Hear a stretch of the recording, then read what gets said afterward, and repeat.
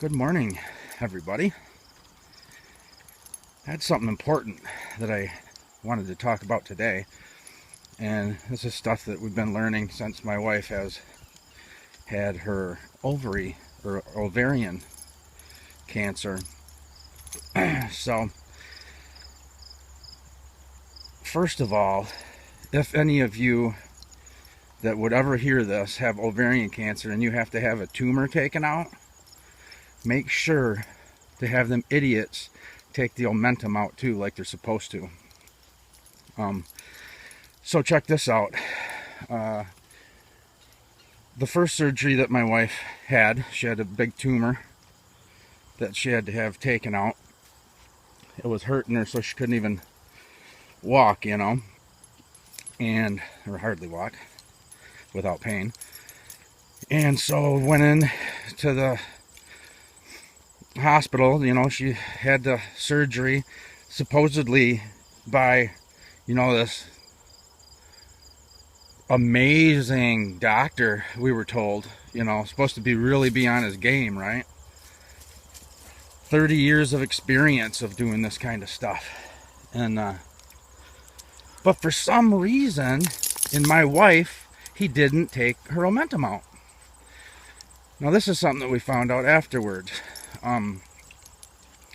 So he didn't do that, which was kind of strange, and we never even heard of an omentum before. But according to the University of Chicago, what we found online is that when you have ovarian cancer, that it is very important to figure out the staging and to make sure that you get everything out, I guess, which would be like common sense, I would think.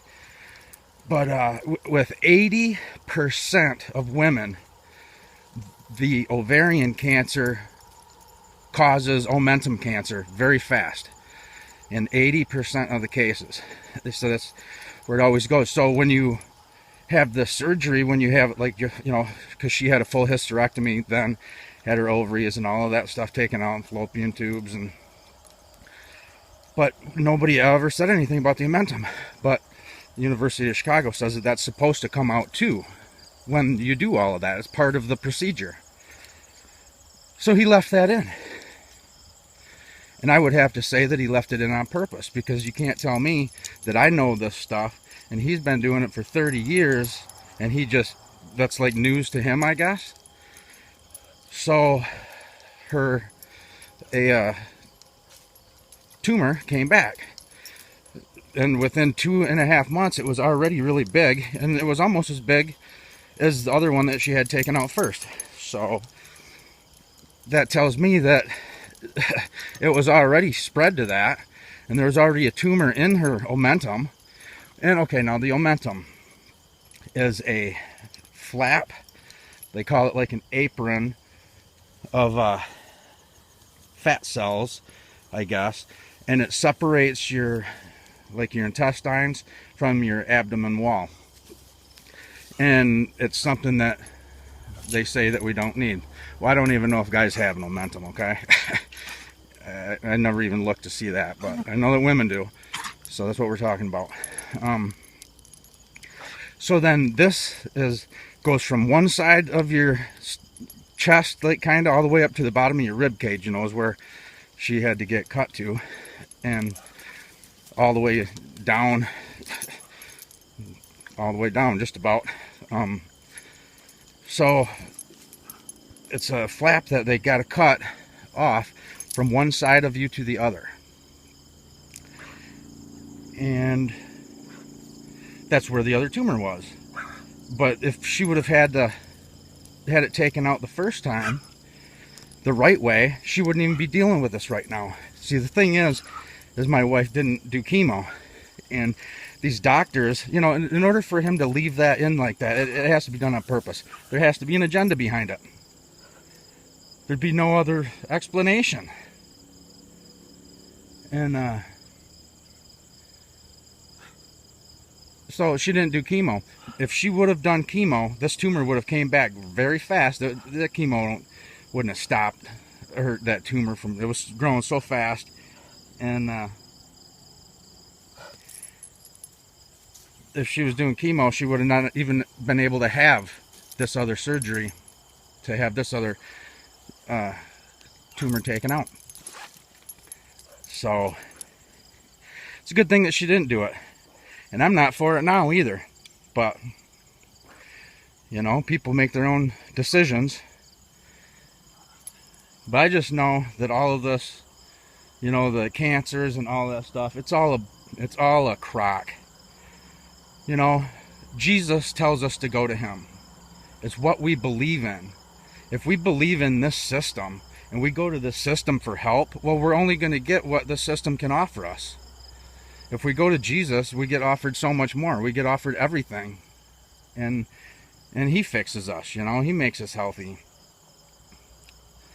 Just like back, you know, all the stories of Jesus casting demons out of people.